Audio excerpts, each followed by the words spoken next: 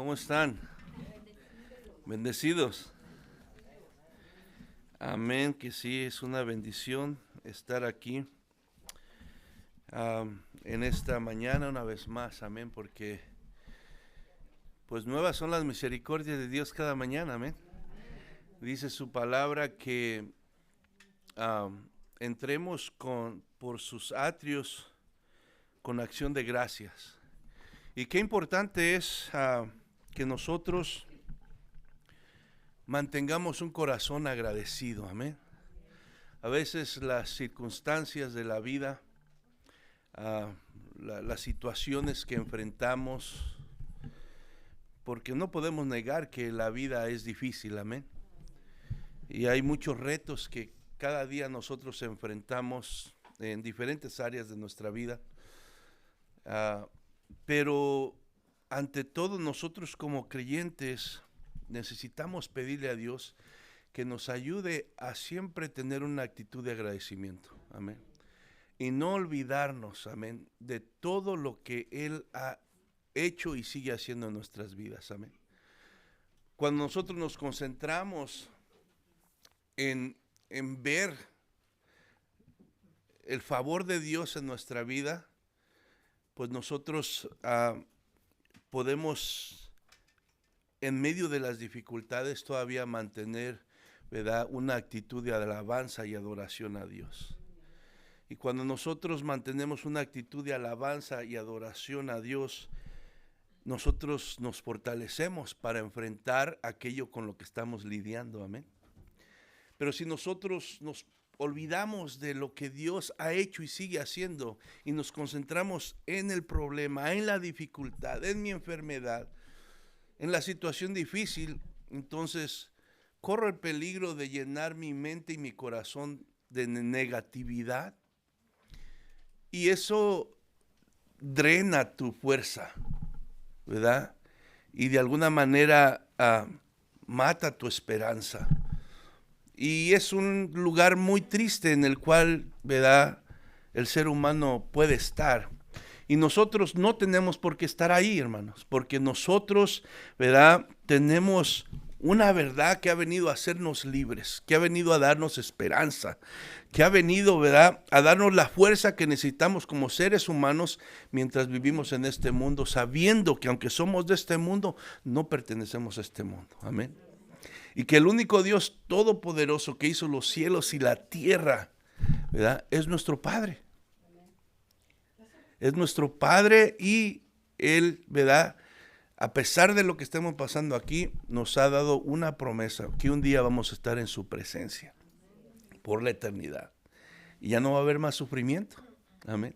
Se acabó la enfermedad, se acabó el llanto, se acabó el dolor, se acabó la lucha con el pecado y esta naturaleza pecaminosa, porque vamos a estar en su presencia, hermano. Entonces, ¿cómo no vamos a estar agradecidos, hermano? Si la muerte ya no tiene el poder sobre nosotros, si, ¿verdad?, el poder del pecado, ¿verdad?, ha sido quebrantado para que nosotros podamos vivir libres en la libertad de Cristo, ¿cómo no vamos a estar agradecidos? Entonces, en esta mañana no sé con qué estás cargando o qué traes, pero agradécele a Dios, porque el milagro más grande que puede pasar en un ser humano es el milagro de la salvación. Y si tú estás en Cristo, tú eres salvo y tienes la promesa de la vida eterna. Oh, pero hermano, pero usted no sabe, que no se basa en lo que tú seas, en lo que tú merezcas o en lo que tú puedes hacer. Está basada esa seguridad de la salvación en lo que Cristo ya hizo en la cruz del Calvario, ¿eh? Y por eso dice, nada nos puede separar del amor de Cristo, nada. Pero no es porque tú y yo, ¿verdad?, estamos fuertes y nos agarramos, no, es basado en que el amor de Dios no cambia, porque Dios es amor, amén. Basado es en que Él nos sostiene a nosotros. He ahí la seguridad, que nada nos puede apartar del amor de Cristo, porque Él nos tiene agarrados, porque somos sus hijos. Porque a pesar de nuestras debilidades, a pesar de nuestros defectos, a pesar de nuestros tropiezos, Él nos tiene bien agarrados, amén. Y por eso, ¿no es motivo de estar agradecido esta mañana? Amén. Entonces, vamos a disponernos a adorar al Señor con todo el corazón y aprovechar este tiempo, ¿verdad? Que vinimos aquí para rendir nuestro corazón a Él. Decirle, Señor, aquí estoy. Yo no puedo esconder nada de ti. Tú sabes mi corazón, sabes mis pensamientos, sabes todo. Sabes en qué condición estoy. Pero aquí estoy en esta mañana, consciente de que te necesito. Te necesito, no soy nada sin ti, no puedo nada sin ti. Si tú no me ayudas, Señor, estoy perdido. Aquí estoy. Por favor, obra en mi corazón. Que el Espíritu Santo se mueva en mí y obre haciendo lo que necesito. Amén. Pues vamos a comenzar con la enseñanza de hoy. Y ¿verdad? Empezamos el capítulo 12 la semana pasada de Mateo y leímos del versículo 1 al versículo 14, pero dijimos que íbamos a dividir esta sección en dos partes y la semana pasada solo me concentré del versículo 1 al 8 y ahora voy a terminar del 9 al 14, pero voy a leer para agarrar el contexto del versículo 1 al 14 para los que no estuvieron aquí, pues sepan de lo que habla todo el pasaje amén. Mateo capítulo 12, verso 1 al 14. Voy a leerlo así, en el nombre de Jesús. En aquel tiempo iba Jesús por los sembrados en un día de reposo, y sus discípulos tuvieron hambre, y comenzaron a arrancar espigas y a comer. Viéndolo los fariseos, le dijeron, he aquí tus discípulos hacen lo que no es lícito hacer en el día de reposo. Pero él les dijo, ¿no habéis leído lo que hizo David cuando él y los que con él estaban tuvieron hambre? ¿Cómo entró en la casa de Dios y comió los panes de la proposición que no le era lícito comer ni a él ni a los que con él estaban, sino solamente a los sacerdotes? ¿O no habéis leído en la ley cómo en el día de reposo los sacerdotes en el templo profanan el día de reposo y son sin culpa? Pues os digo que uno mayor que el templo está aquí. Y si supieseis qué significa misericordia quiero y no sacrificios, no condenarías a los inocentes, porque el Hijo del Hombre es Señor del día de reposo. Verso 9. Pasando de allí vino a la sinagoga de ellos, y he aquí había ahí uno que tenía seca una mano, y preguntaron a Jesús para poder acusarle, ¿es lícito sanar en el día de reposo? Él les dijo, ¿qué hombre habrá de vosotros que tenga una oveja, y si ésta cayere en un hoyo en día de reposo, no le eche mano y la levante? Pues cuánto más vale un hombre que una oveja. Por consiguiente, es lícito hacer el bien en los días de reposo. Entonces dijo a aquel hombre, extiende tu mano, y él la extendió y le fue restaurada sana como la otra. Y salidos los fariseos tuvieron consejo contra Jesús para destruirle. Padre, gracias. En esta hora nos acercamos a ti, Señor, una vez más, conscientes de nuestra necesidad de conocerte más, de aprender más de ti, Señor. Conscientes de que necesitamos seguir siendo transformados, Señor, en nuestros corazones, para que nuestras vidas puedan reflejarte a ti, Señor, para que nuestras vidas puedan, Señor, obrar conforme tu voluntad, Padre. Reconocemos que nosotros muchas veces somos duros de corazón, Señor, y nos cuesta, Señor, rendirnos a tu voluntad, a nuestra vida, mi Dios. Y muchas veces caemos, mi Dios, en lo religioso solamente, Señor, y nos olvidamos de verdaderamente adorarte con todo el corazón y buscar hacer lo que verdaderamente te glorifica a ti, Señor.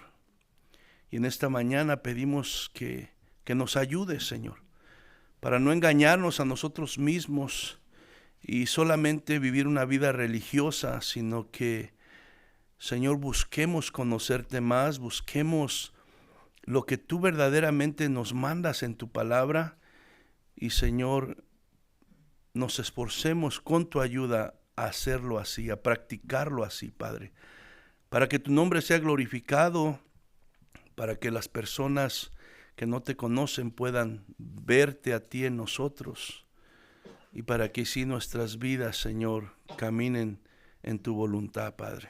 En el nombre de Jesús, permite que nuestros corazones escuchen tu voz en esta mañana, Padre. En el nombre de Jesús te damos gracias. Amén y amén. Estamos viendo esta confrontación entre Jesús y los fariseos. Y hablábamos cómo, ¿verdad? Desafortunadamente, el corazón de estos líderes religiosos estaba endurecido por más milagros que veían, por más que oían la palabra de Dios por medio de Jesús y sus mensajes, pues ellos se resistían a creer en Él.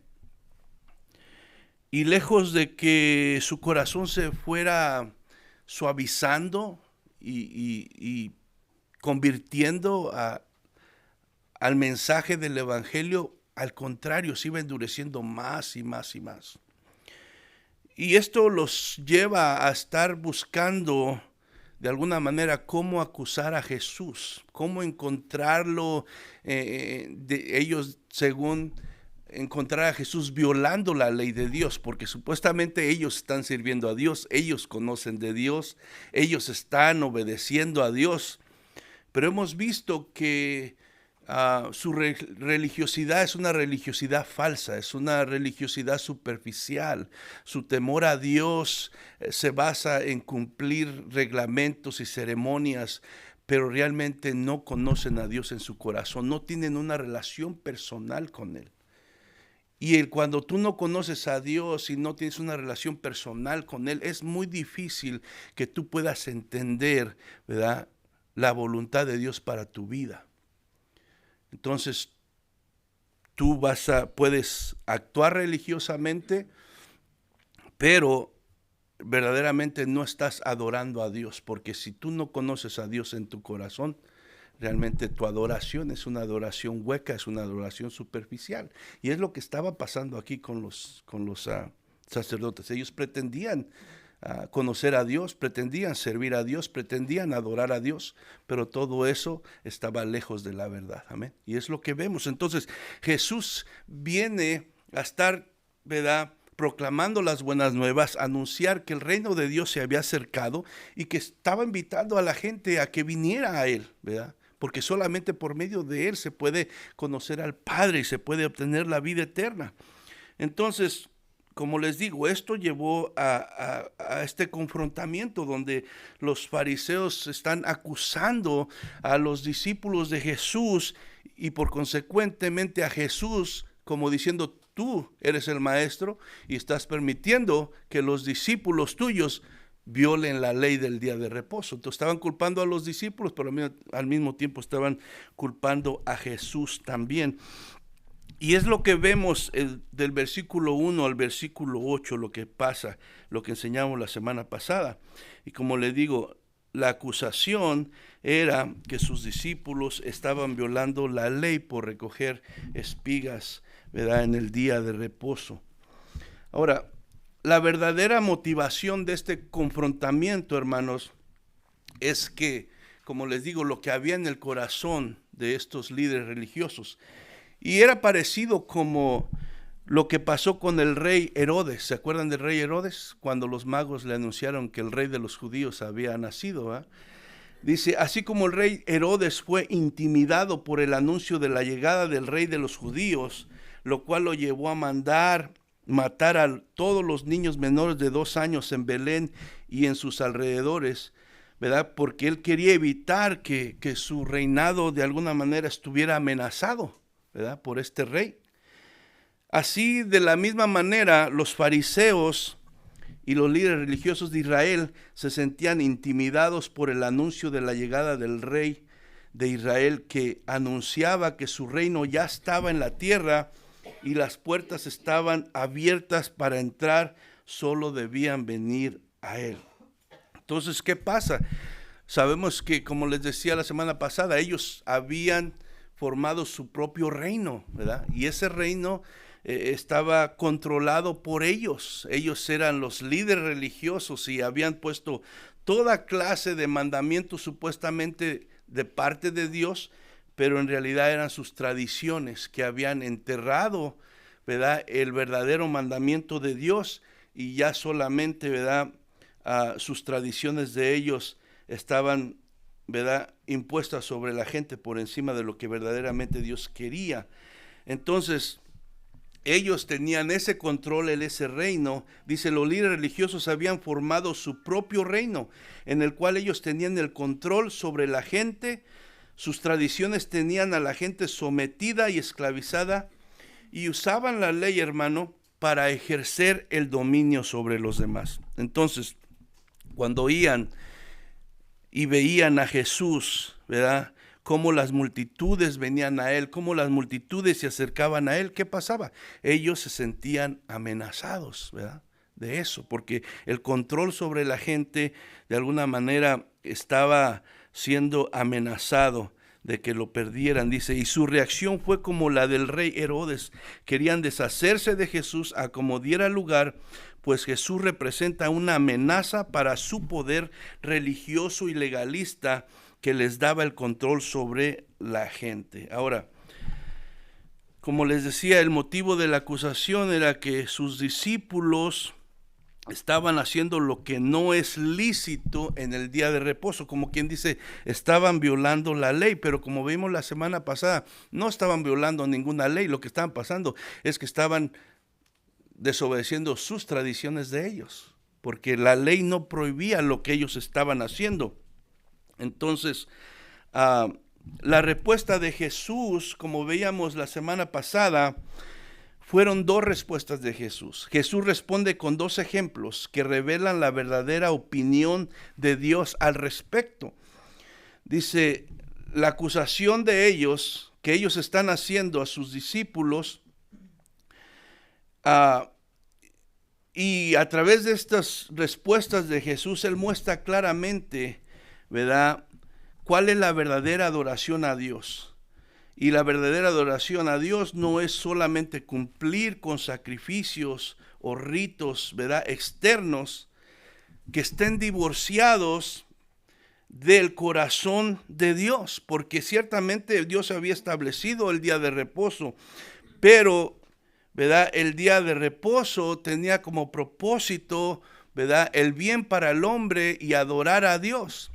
Pero ellos solamente lo habían convertido en una práctica legalista donde el verdadero sentido del mandamiento de Dios había desaparecido. Entonces, ellos solamente practicaban sacrificios que estaban divorciados de la verdadera adoración de Dios, del verdadero corazón de Dios. Entonces, si la adoración que agrada a Dios es aquella que va acompañada de un corazón compasivo que hace el bien al necesitado. Y esto es lo que Jesús estaba dejando en claro, ¿verdad?, en los versículos 1 al 8. Y por eso Jesús les dice, ¿no habéis leído lo que hizo David? ¿No habéis leído cómo los sacerdotes trabajan en el templo en el día de reposo? Jesús de alguna manera los está confrontando y les está, ¿verdad?, cuestionando su conocimiento de la palabra de Dios, porque si ustedes saben cómo, si de algo se jactaban ellos es de conocer la palabra de Dios. Ellos creían que ellos eran los más calificados de alguna manera en conocer la palabra, en interpretar la palabra, y por eso habían salido con todas estas leyes, ¿verdad?, que ellos impusieron. Entonces lo que está haciendo Jesús cuando dice, ¿no habéis leído lo que hizo David? O sea, ¿qué pasa? ¿No que saben mucho de la palabra? ¿No habéis leído cómo los sacerdotes trabajan también en el día de reposo y no se les culpa? Entonces lo que estaba queriendo decir Jesús, para no meternos como lo que hicimos la semana pasada, es que estaba tratando de darles a entender a ellos que el corazón de Dios prioriza el bienestar del hombre por encima de los ritos y de los sacrificios. O sea que para Dios es más importante el bienestar del ser humano que cualquier rito que se pueda hacer religioso. Amén. Y vemos que en el versículo 7 y 8 de ahí del capítulo 12 dice: y si supieses qué significa misericordia quiero y no sacrificio, no condenarías a los inocentes, porque el Hijo del Hombre es Señor del día de reposo. Jesús aquí de alguna manera lo que le está diciendo es: no entienden ustedes ni lo que están enseñando. Ustedes están enseñando los mandamientos de Dios, pretenden saber lo que Dios está mandando, pero la verdad es que ni ustedes están entendiendo lo que están enseñando. Es lo que le está diciendo Jesús. Es más, ustedes no conocen al Dios que dicen adorar. Y qué triste es que a veces en muchas iglesias también hay personas que están pretendiendo adorar a Dios, conocer a Dios, pero realmente su corazón, ¿verdad?, anda lejos de Dios. Jesús, como quien dice, le está diciendo: si tan solo le conocieran en verdad, no estarían condenando lo que Dios no condena. Y sabrías que sus mandamientos promueven la vida y la misericordia. Y esa es una de las cosas que nosotros necesitamos entender y que quiero ver en este pasaje.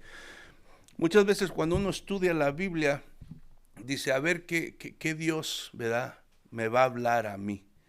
Y es algo bueno, ¿verdad?, porque uno tiene que buscar qué es lo que Dios nos quiere comunicar a través de su palabra. Pero también muchas veces tenemos que ver qué es lo que la palabra habla de Dios.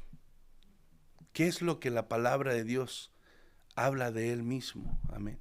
¿Qué nos quiere dar a conocer de Dios? Porque aunque la Biblia tiene que ver mucho con nosotros, pero tiene que ver más con Dios. Amén. Entonces, a través de esta enseñanza, Dios, ¿verdad?, está revelando su carácter de Él. Y es importante que nosotros como creyentes sepamos cómo es Dios. Porque tú no puedes confiar en alguien que no conoces. Amén. Entonces, dice: si ustedes lo conocieran, no estarían condenando lo que Dios no condena, porque Dios no estaba condenando lo que ellos hicieron, pero por sus tradiciones y su forma de interpretar la palabra equivocada, ellos sí estaban juzgando y estaban condenando a los discípulos de Jesús. Entonces, la intención en el día de reposo, hermano, de parte de Dios, ¿qué era? Era hacer bien al hombre. Y veíamos la semana pasada que ahí en Marcos capítulo 2 dice: porque el día de reposo se hizo por causa del hombre y no el hombre por causa del día de reposo. Amén.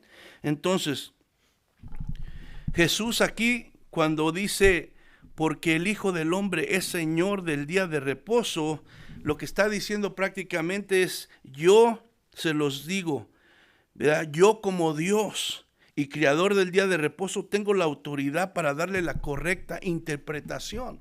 Si alguien sabe si ellos están violando la ley o no, soy yo, porque yo soy Dios, porque yo creé el día de reposo. Amén. Entonces, eso es lo que prácticamente está diciendo Jesús ahí, dando de alguna manera testimonio de su deidad y de la autoridad que Él tiene para interpretar la palabra de Dios. Amén. Y dice: yo sabría si ellos están violando la ley. Y prácticamente los están violando la ley son ustedes, porque lo están sustituyendo con sus tradiciones, que no tienen que ver nada con lo que Dios quiere. Y citaba este versículo del Antiguo Testamento Jesús en Oseas 6:6. Dice: porque misericordia quiero y no sacrificio, y conocimiento de Dios más que holocaustos. Fíjese aquí: misericordia quiero. Entonces, esto era algo ya que Dios desde el Antiguo Testamento, ¿verdad?, está pidiendo a su pueblo, aquellos que dicen que le conocen, aquellos que se supone que deben de ser un ejemplo para los que no le conocen, ¿verdad? ¿Qué dice Dios? Misericordia quiero, prefiero, ¿verdad? Para mí es mejor que ustedes hagan misericordia que 1000 sacrificios.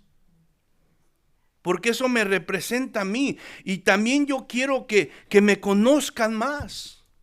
Porque como mi pueblo necesitan conocerme. Porque si ustedes no me conocen, ¿verdad? No pueden obedecerme, no pueden entenderme, no pueden, ¿verdad? Saber mi corazón. Entonces Dios quiere, cuando dice Dios quiere es que está hablando de la voluntad de Dios. O sea, la voluntad de Dios es que aquellos que dicen adorarle lo demuestren como siendo misericordiosos y entendidos de su carácter y de su voluntad. Es bonito venir y adorar a Dios aquí, levantar nuestras manos, cantar los cantos y hacer todo lo que hacemos aquí es bueno. Pero hermano, los que decimos que verdaderamente le adoramos y que le conocemos, debemos demostrar en nuestra vida, en nuestra práctica, ¿verdad? La misericordia de Dios. Porque si tú y yo aquí levantamos las manos, ¿verdad? Y estamos escuchando la palabra y decimos conocer a Dios y gloria a Dios, pero salimos y nuestro corazón es como cualquier otro que no conoce a Dios. Y es lo que estaba pasando con esta gente.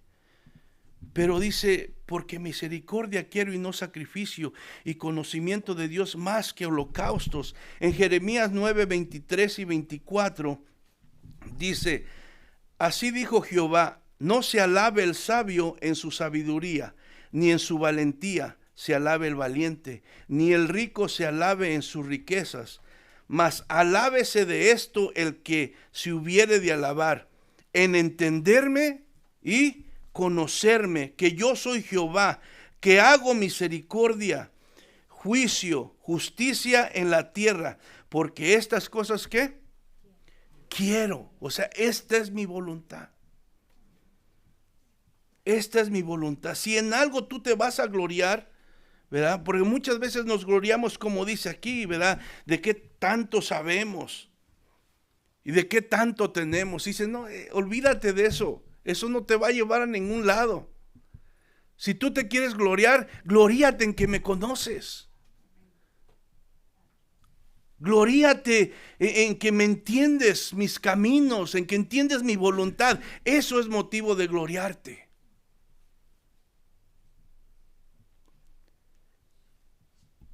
En entenderme y conocerme que yo soy Jehová, que hago misericordia, juicio y justicia en la tierra, porque estas cosas quiero, dice Jehová. Y es algo que tenemos que tener presente nosotros como creyentes, hermano. Esa es la voluntad de Dios.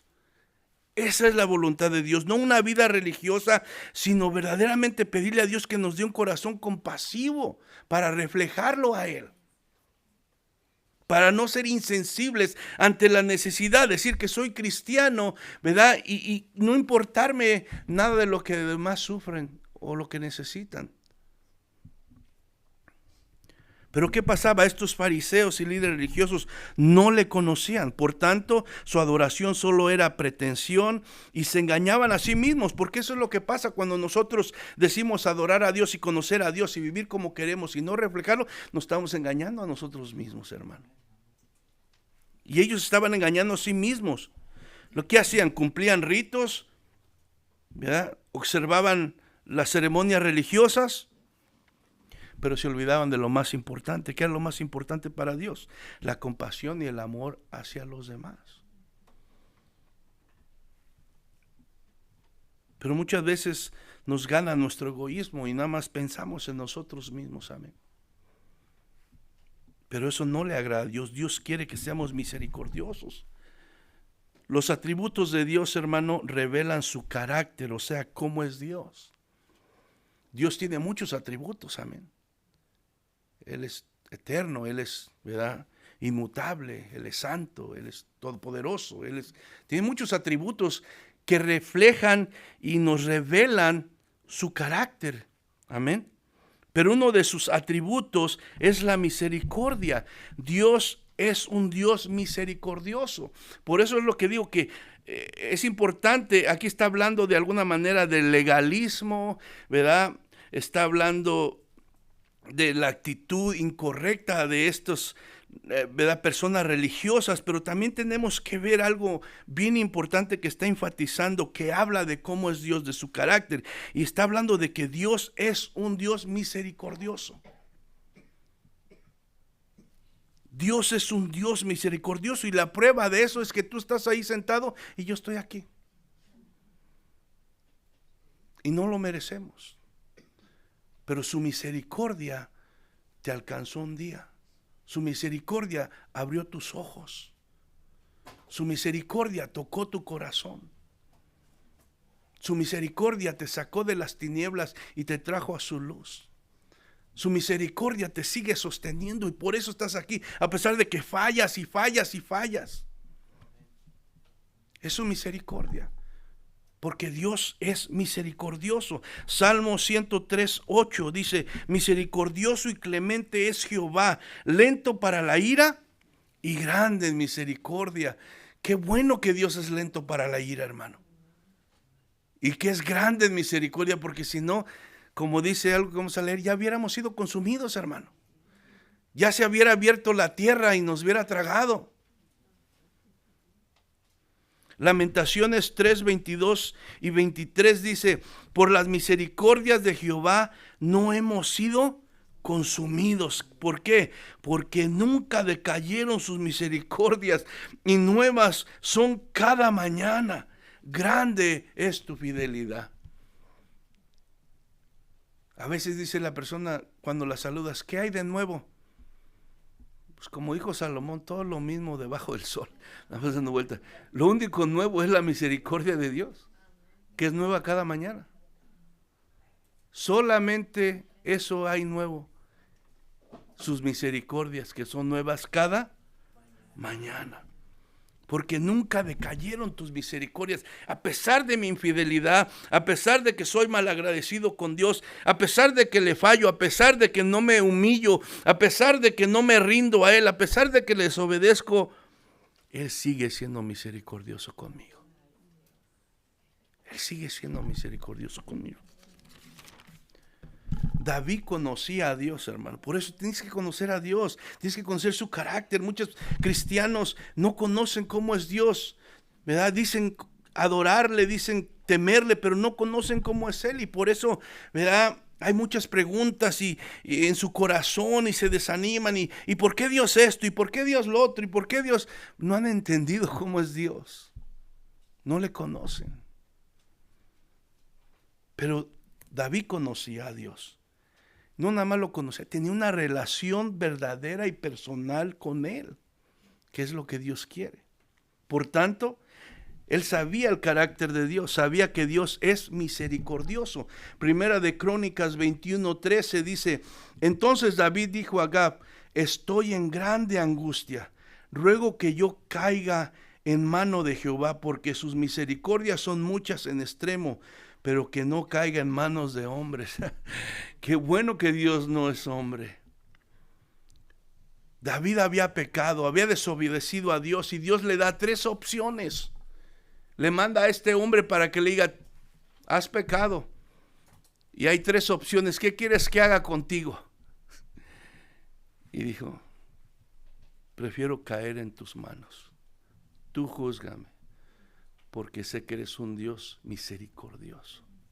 Y a pesar de que merezco tu castigo, sé que tú puedes tener misericordia de mí, porque así eres tú. Eres un Dios misericordioso. Hermano, medite nada más en su vida, porque gracias a su misericordia, como le digo, no hemos sido consumidos. No hemos sido consumidos. Ya David sabía eso. Dice: prefiero que tú me juzgues, porque si el hombre me juzga, nosotros somos prontos para condenar a todos. Si por nosotros fuera, ya hubieran mandado a todos al infierno a veces. Es la realidad, hermano. Porque somos buenos para ver los defectos de todos. Somos prontos para juzgar y condenar. Pero gracias a Dios que Él no es así. Él es misericordioso, Él es paciente. Y nunca decae en sus misericordias. Y por eso porque también David, el que tenía el corazón conforme Dios, pecó grandemente. Y el Salmo 51:1 dice: ten piedad de mí, oh Dios, conforme a tu misericordia, conforme a la multitud de tus piedades, borra mis rebeliones.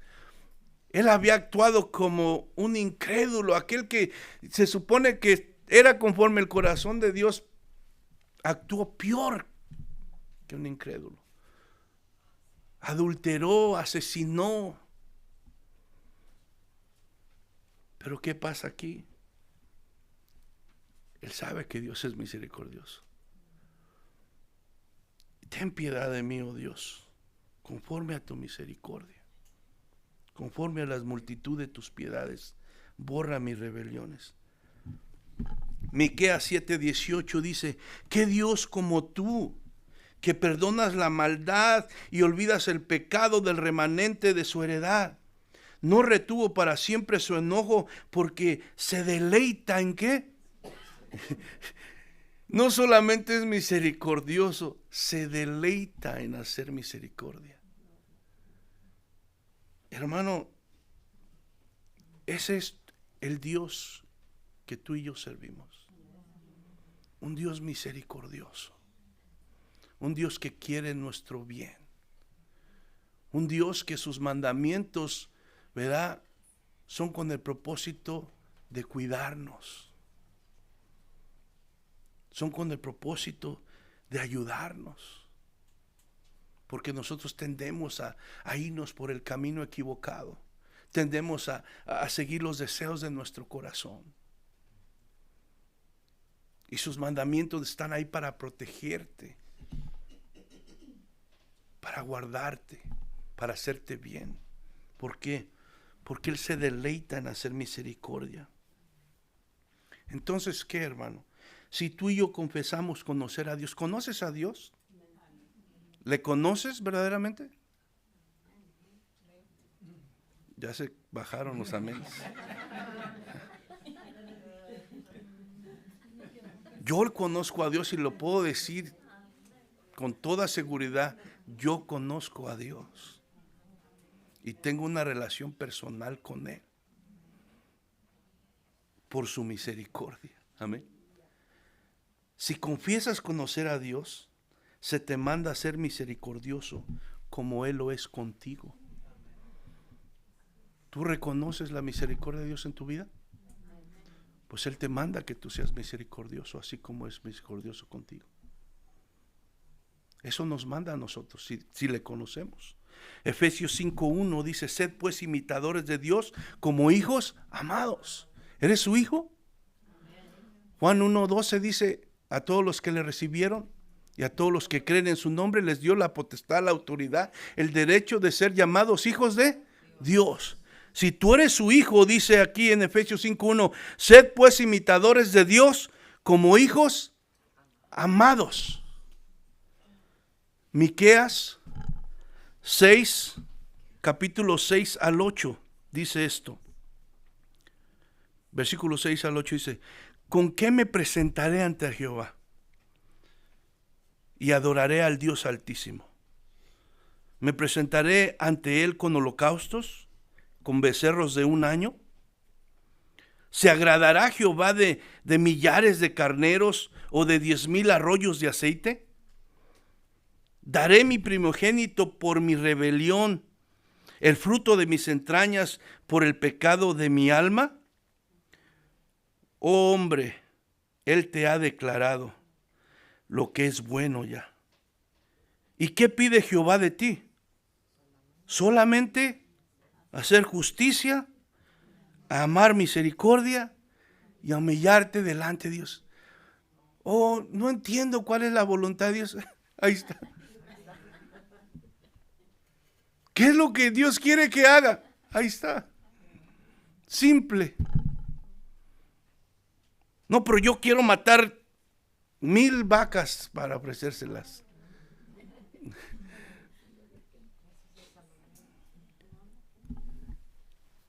Dice: hombre, Él te ha declarado a través de su palabra lo que es bueno. ¿Y qué es lo bueno? ¿Qué pide de ti? No te compliques la vida. Solamente te pide justicia y amar, misericordia, y que te humilles delante de Él. Esa es la mejor adoración que tú puedes hacer. Esa es la adoración que a Él le agrada. Si tú quieres agradar a Dios, ahí está. Entonces, ¿cuál es la verdadera adoración que agrada a Dios? La obediencia al mandato de imitarlo y reflejar su carácter justo y misericordioso. ¿Qué pide Dios de ti? No se trata de religión muerta sin conocimiento y entendimiento de su voluntad. No se trata de eso. Se basa que se base en acciones exteriores y superficiales. Eso no es lo que quiere Dios. ¿Qué pide Dios de ti? Que tu adoración esté fundamentada en el conocimiento de su carácter y en el entendimiento de su voluntad. Eso es lo que Dios quiere. Que tu adoración no sea una adoración, estás cantando y ni sabes que estás cantando y estás diciendo cosas y diciendo amén y ni siquiera, como dice el americano, you mean in your heart. No, Él quiere que verdaderamente tu adoración esté fundamentada en que le conoces. Y por cuanto le conoces, tú le estás adorando con todo tu corazón y con el deseo de hacer su voluntad.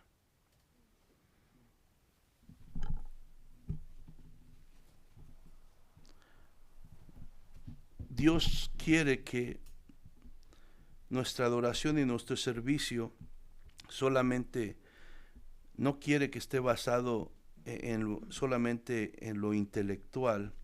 Es necesario conocer la palabra, es necesario asistir a la iglesia, es necesario hacer diferentes cosas como creyentes que somos, pero no podemos dejarlo ahí, sino todo conocimiento primeramente tiene que ser, ¿verdad?, el resultado de una relación personal con Dios, no solamente intelectual, pero en el corazón, ¿verdad? Y de ahí poder nosotros como consecuencia reflejar a Dios haciendo el bien y teniendo compasión del necesitado. Por eso Jesús dice, y si supieses qué significa misericordia quiero y no sacrificio, no condenarías a los inocentes, porque el Hijo del Hombre es Señor del día de reposo.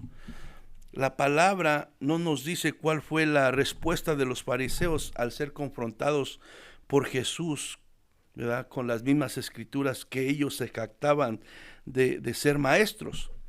Pero el verso 14 de aquí del capítulo 12 nos da una idea y nos deja ver que las palabras de Jesús les entraron por un oído y les salieron por otro.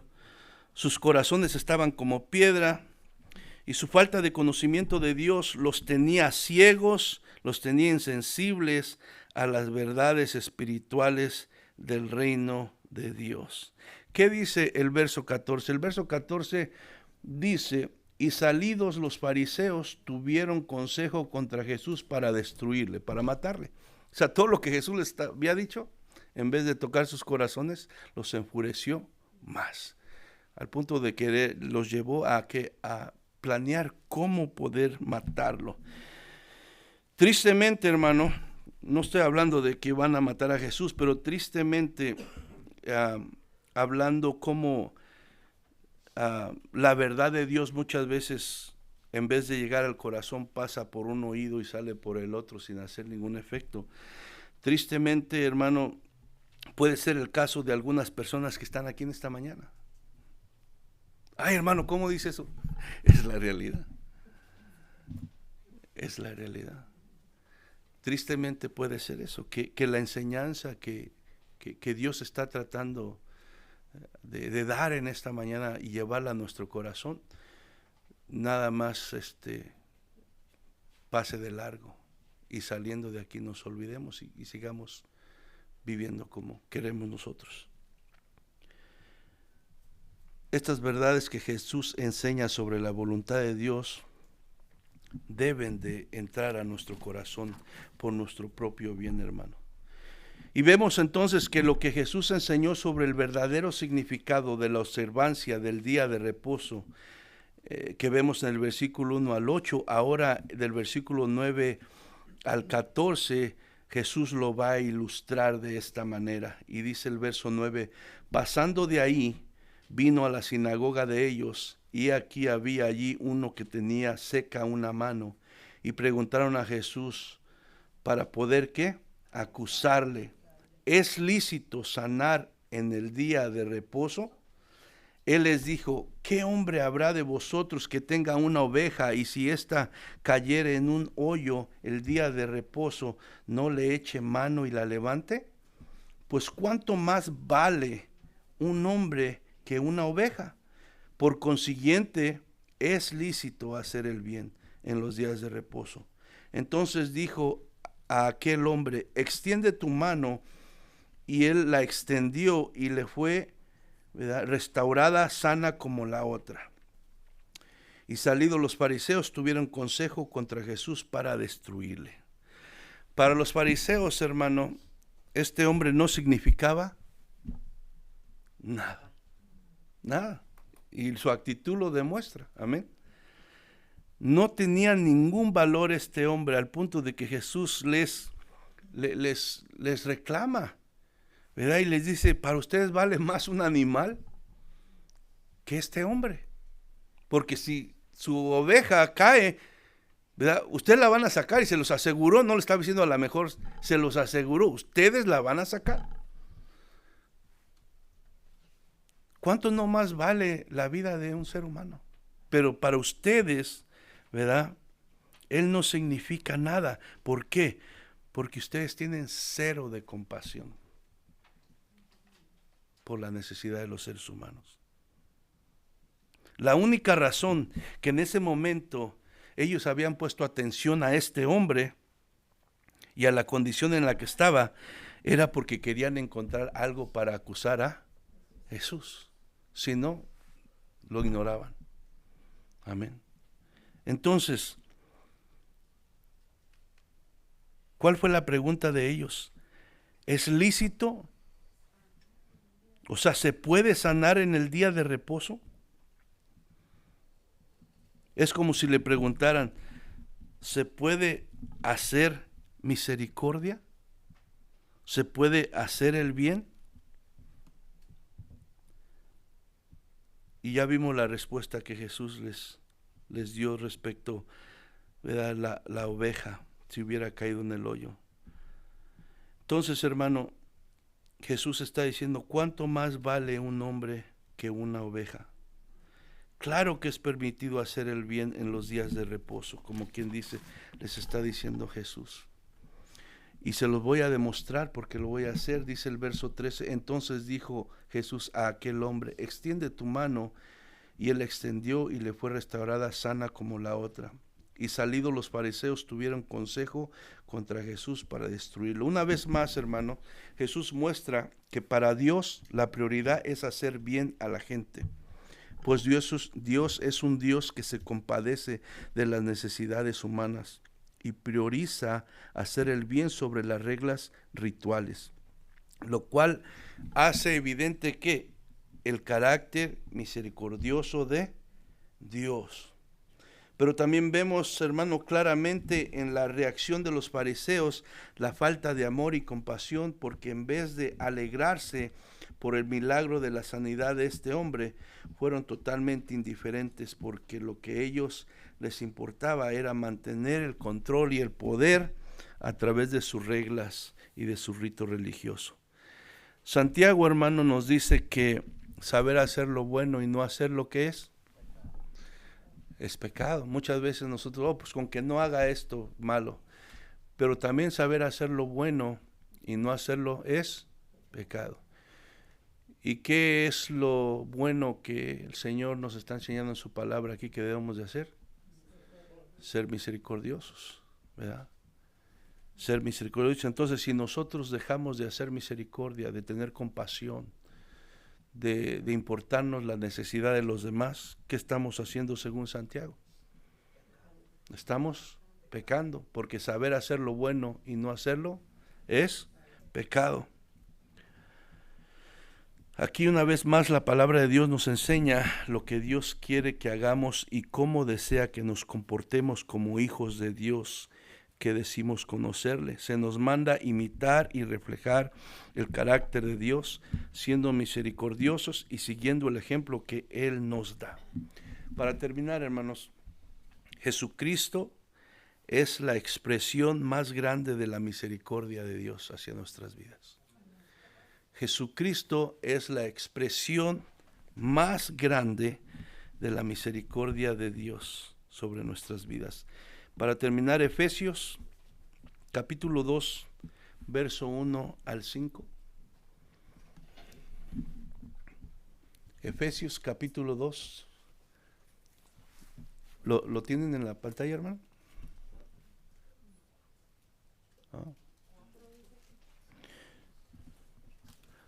Ok, lo voy a leer aquí. Van a ir pasando vamos a tener la comunión hoy.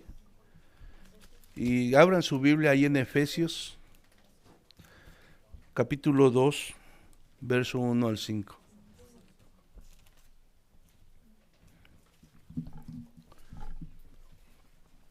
Amén. Efesios capítulo 2, verso 1 al 5 dice, y Él os dio vida a vosotros cuando estabais muertos en vuestros delitos y pecados, en los cuales anduviste en otro tiempo, siguiendo la corriente de este mundo, conforme al príncipe de la potestad del aire, el espíritu que ahora opera en los hijos de desobediencia, entre los cuales también todos nosotros vivimos en otro tiempo, en los deseos de nuestra carne, haciendo la voluntad de la carne y de los pensamientos. Y éramos por naturaleza hijos de ira, lo mismo que los demás. Pero Dios, ¿qué dice? Que es rico en misericordia, por su gran amor con que nos amó, aun estando nosotros muertos en pecados, nos dio vida juntamente con Cristo, por gracia sois salvos. Gracias a la misericordia de Dios, gracias a su gracia, ¿verdad? Nosotros ahora podemos, ¿verdad?, estar aquí ante la presencia del Señor, teniendo una relación personal con Él y poder gozar de su promesa y de su esperanza. Amén.